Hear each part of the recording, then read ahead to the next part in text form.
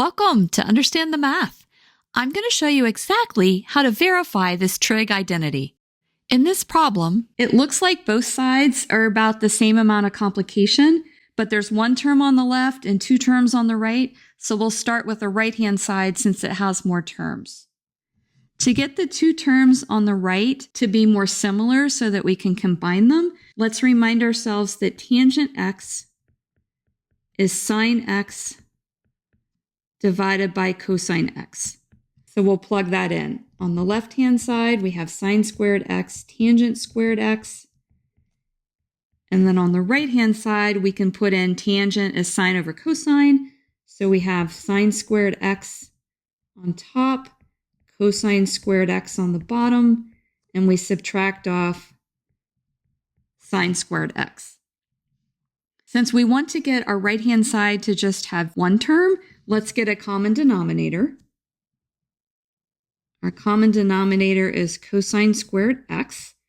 So we have a sine squared x minus sine squared x times cosine squared x.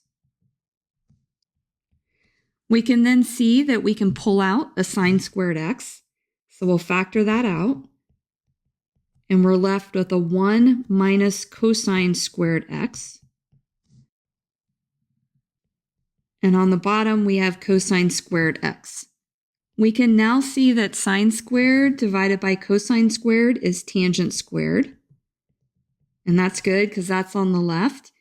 And then we can see that 1 minus cosine squared is going to be sine squared. And that's because sine squared x plus cosine squared x is equal to 1. So 1 minus cosine squared x is sine squared x.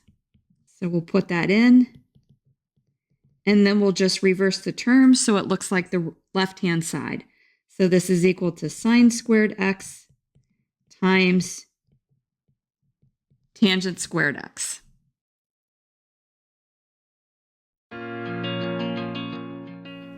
If this video has been helpful to you, please consider subscribing to my channel. Keep believing in yourself and have a great rest of your day.